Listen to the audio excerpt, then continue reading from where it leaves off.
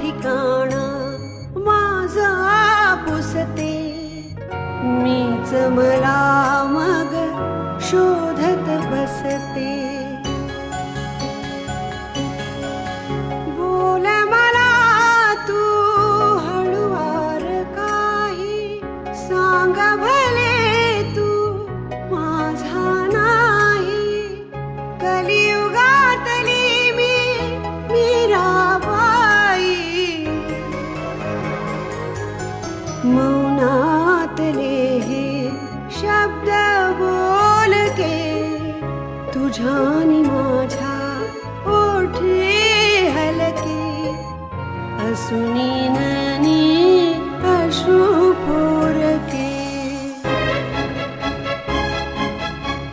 क्षणात आता सरतील लाटा पक्षी घराच्या धरतील वाटा देईल हात तुझी अस्मिता अस्मिता अस्मिता अस्मिता. आता बाबा आल्यानंतर बाळाला उठवतील, त्याच्याशी खेळतील आणि मी ऑफिस मधनं आलोय खूप दमले म्हणून जाईल स्वतः झोपून. तुम्ही मौनव्रत धरलत ना की घरातले नको ते उपद्व्याप करून ठेवतात. तुला कोणी फोडलं? त्या पाटलानं आणि त्या म्हाताऱ्याच्या पोरानं.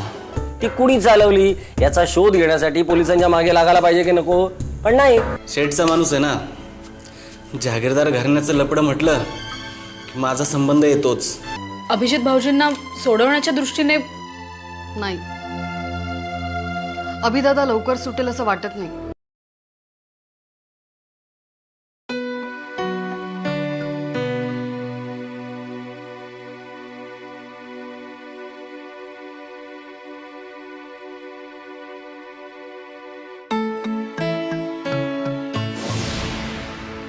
नमस्कार ताईसाहेब,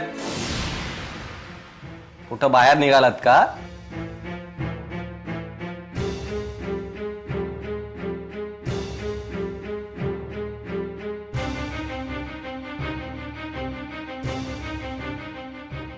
नाही, घरात येते.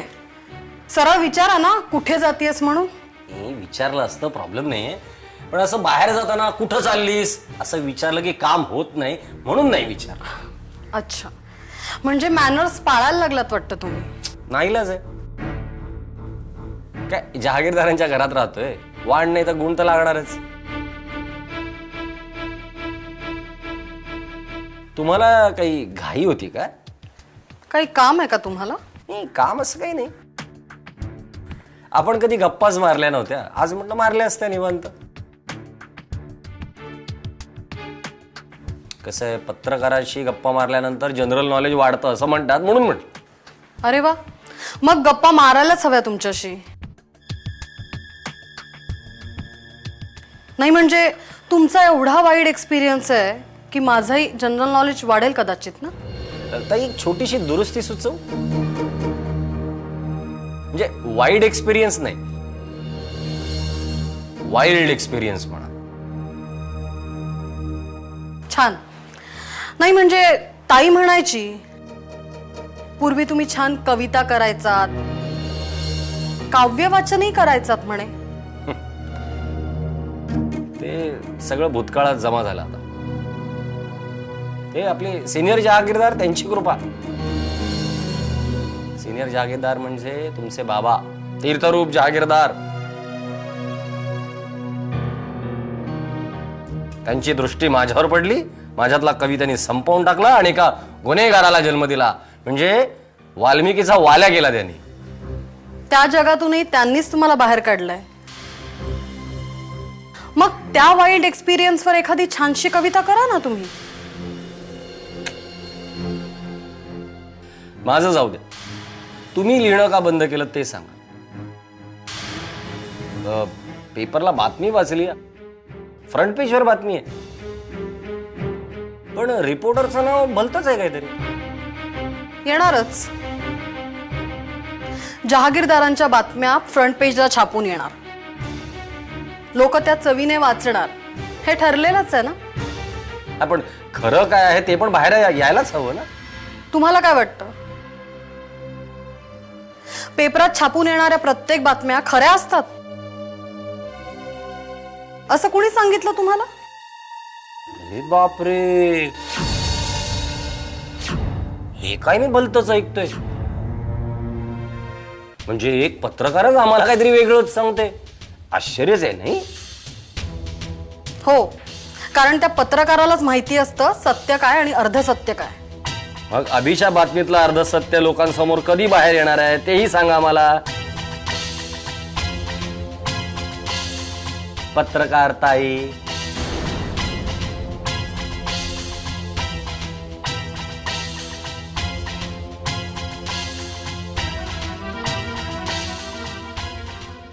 सत्य काय ते लोकांपर्यंत आणायलाच हवं. काळजी करू नका, ते मीच आणणार आहे. तशी थोडीफार सत्याच्या जवळ आले मी, फक्त काही गोष्टी कळायच्या बाकी आहेत आणि इन्स्पेक्टर पाटलांच्या मदतीने त्याही कळतील लवकरच. म्हणजे बघा, पाटलांच्या हातात गुन्हेगार आणि लोकांपर्यंत बातमी एकत्रच पडेल. इन्स्पेक्टर पाटलांना ओळखताच आपण. काय त्यांच्याशी अपॉइंटमेंट आहे माझी. येऊ मी? हा, काळजी घ्या स्वतःची. थँक्स. इन्स्पेक्टर पाटील वाट बघत असतील माझी. चला.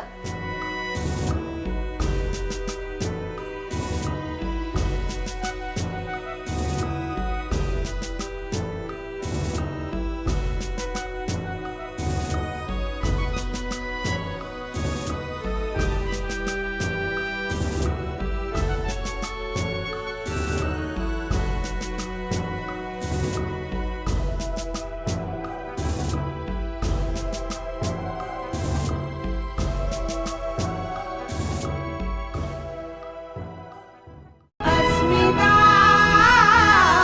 अस्मिता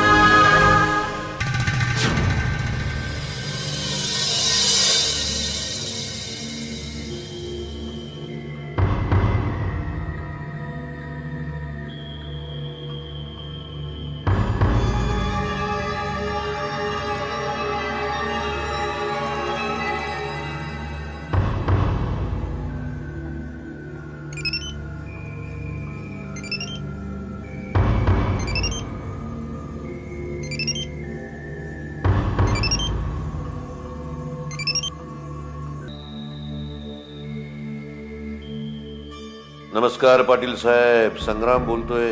हा बोला संग्राम शेठ. अरे कुठे आहे तुम्ही? घरीच आहे. हा बाहेरगावी गेलो होतो. हा आत्ताच आलो. आल्या आल्या कळलं त्या जागीरदाराच्या पोरानं वनितावर गोळ्या घातल्या म्हणे. नशिबानं वाचली ती. मग भेटायला नाही गेला तुम्ही तिला? जाईन ना, जाईन. जायलाच पाहिजे, जुने संबंध आहे. जुने संबंध म्हणजे? म्हणजे अहो, त्या अभिच्या आणि वनिताच्या लग्नामध्ये मीच मध्यस्थी होतो ना. हा मान अटकी निघाला. बायकोला गोळ्या घालून आपणून सरेंडर झालाय म्हणे. आपणून सरेंडर झालं की मार वाचतो गुन्हेगाराचा. संग्राम शेठ, म्हणजे अजून तुम्ही विसरला नाहीत म्हणायचंय. अरे म्हणजे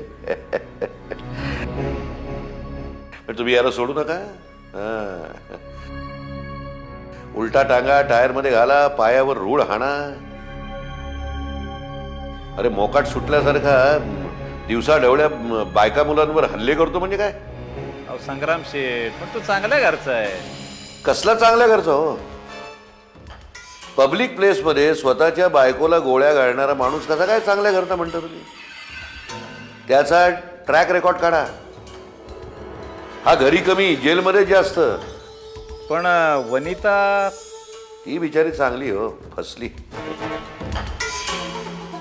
हा, याला धड सांभाळता आली नाही तिला. जिथे पुरुषार्थ दाखवायचा तिथे दाखवता येत नाही. गोळ्या घालण्यात पुरुषार्थ याचा. जाऊ देव संग्राम शेठ, दुसऱ्याच्या खाजगी भानगडीत तुम्ही कशाला लक्ष घालताय? अहो, असं कसं म्हणता तुम्ही? संबंध आहे, त्रास होतो. संग्राम शेठ, तुम्ही कशाला उगीच त्रास करून घेताय मनाला? हं? नाही ते ठीक आहे हो, पण हा सुटणार नाही असं बघा. ठीक आहे, बघू काय करायचं ते. ठेवतो.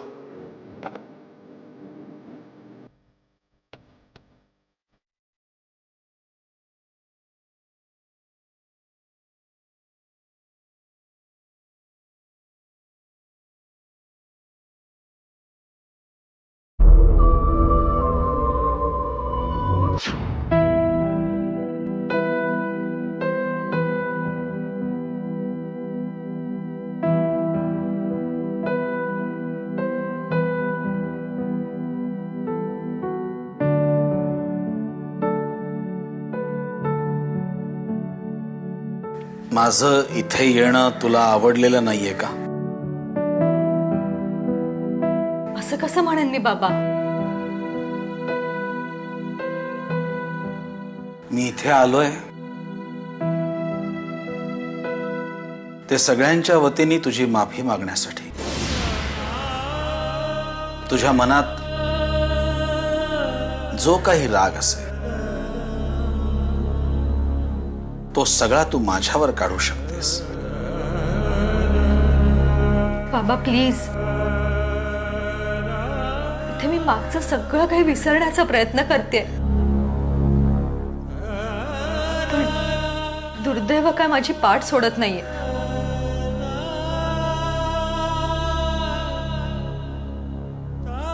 सगळेच जण किती पटकन माझ्याविषयी गैरसमज करून घेतात ना. मग ते निस्तरण्यात माझी सगळी ताकद खर्ची पडते. त्यापेक्षा आपल्याबद्दल गैरसमज का निर्माण होतात याचा विचार कर. बाबा, तुम्ही माझ्याशी गप्पा मारायला आला आहात ना, की आता आपण दोघांनी मिळून माझा भूतकाळ. भूतकाळ आपल्या दोघांनाही माहिती आहे. बरंच पोस्टमॉर्टम झालंय. तो आणखीन चिवडण्यात काहीही अर्थ होणार नाही. त्यातून निष्पन्न काहीच येणार. कदाचित परिस्थितीमुळे मी अशी घडत गेली असावी.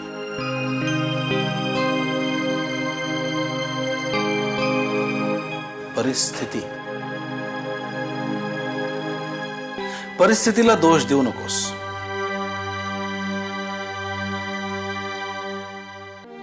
तू महत्वाकांक्षी होतीस, आहेस आणि यापुढेही राहणार आहेस. गोळी लागून तू जिवंत राहिलीस, त्याचं मूळ त्या महत्वाकांक्षेत आहे. माणसाने महत्वाकांक्षी असावं, पण त्यासाठी असा मार्ग पत्करू नये.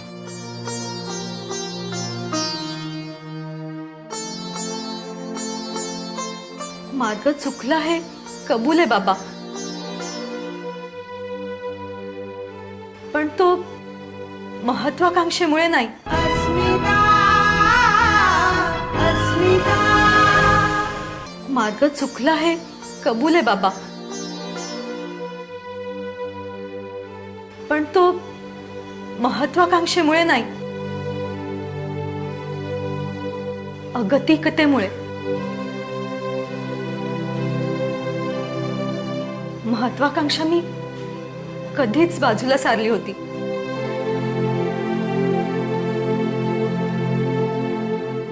मला मला फक्त आई व्हायचं होतं.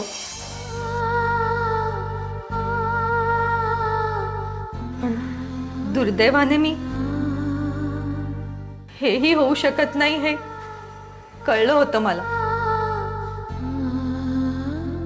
आम्ही दोघांनी पण ते व्यवस्थित ऍक्सेप्ट केलं होतं,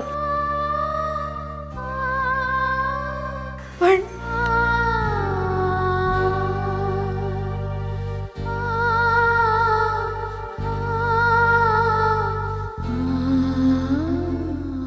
तुला त्रास होत असेल तर आपण इथेच थांबूया.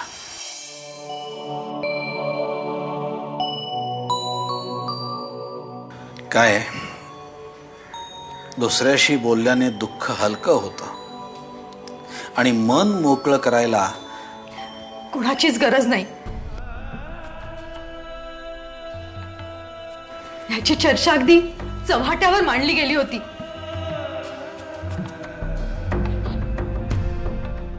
वांझोटी म्हणून गौरवच करण्यात आला होता माझा.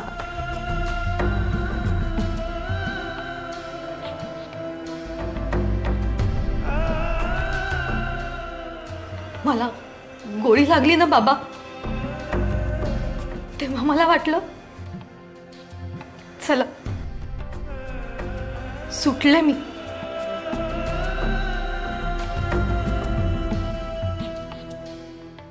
पण नाही, मी वाचले आणि अडकले. आता मी काय करू बाबा? मी घरी येऊन पण काय करणार आहे?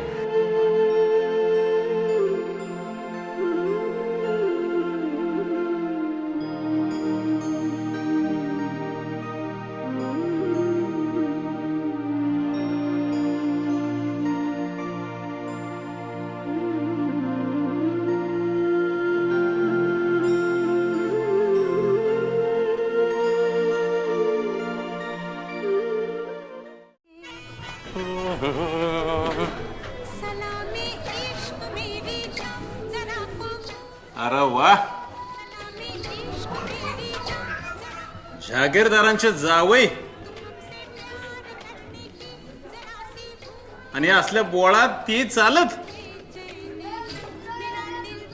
जावई जरी जागीरदारांचा असला तरी गाड्या जागीरदारांच्या मालकीच्या आहेत, जावयाच्या नाही आहेत. शिवाय चालल्यामुळे कसं होतं, व्यायाम चांगला होतो, प्रकृती उत्तम राहते. काय कुठे चालला होता? काही ठरवलं नाही, बेकार माणूस काय ठरवणार, असंच वाट फुटेल तिकडे निघालो होतो. तुमच्या मिसेस नसतात वाटतं, बरोबर? कसं आहे, आमच्या मिसेस जहागीरदार आहेत, त्यांना चालायची सवय नाही. आम्ही जाधव, आम्हाला गाडीत बसायची सवय नाही. चला, येळ असेल तर कुठेतरी जाऊन बसू. ऑन ड्युटी तसा आम्ही 24 तास ड्युटीलाच असतो. एक विचारू का, माझ्यावर एवढी मेहरबानी करण्याचं कारण? हे डायरेक्ट मुद्द्यालाच हात घालतो. माझ्याकडून काय हवंय तुम्हाला? अरे मला देण्यासारखं तुमच्याकडे आहे काय? हं? त्या म्हाताऱ्याने तुम्हाला माझ्यावर नजर ठेवायला सांगितली असेल. ए, सरकारी नोकर आहे मी, तुझ्या जागीरदारचा नाही. आत्ता बोललास, परत बोललास ना, याद राख. मग माझ्या मागे हात धुवून कशाला लागला? तो म्हातारा, अरे तुझ्या भाषेत तुला लगेच कळलं म्हणून बोललो. किती भत्ता देतो तुला म्हातारा? नाही म्हणजे तुझं जेवण खाण कपडा लत्ता बागतं कसं तुझं? चला, कंटाळा आला मला. या असल्या फालतू प्रश्नांना उत्तर द्यायला मी बांधलेला नाही. निघतो मी. ए,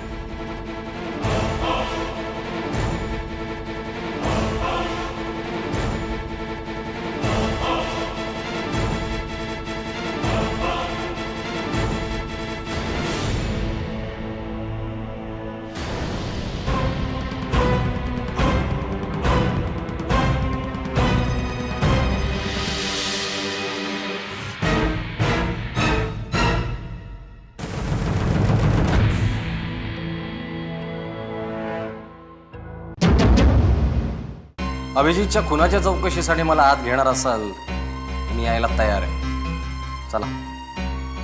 अरुताई, खरं सांगू का, मला मला खूप टेन्शन आलंय. हो, ते मला कळलं तरी पाहिजे ना, माझा एवढा काय गुन्हा होता की त्याची ही शिक्षा दिली त्याने मला. माझ्यापेक्षा बाळावर तिचा जास्त जीव आहे. अगं हॉस्पिटलमध्ये त्या हवालदाराने मला सांगितलं की आत्ता इन्स्पेक्टर स्टेटमेंट घ्यायला येणार आहे वनिता बहिणीचं. जळता जळता एक ज्योती अंधाराला सांगत होती, होती सच्ची माझी प्रीती. क्षणात आता सरतील लाटा, पक्षी घराच्या ठरतील वाटा. देईल हात तुझी अस्मिता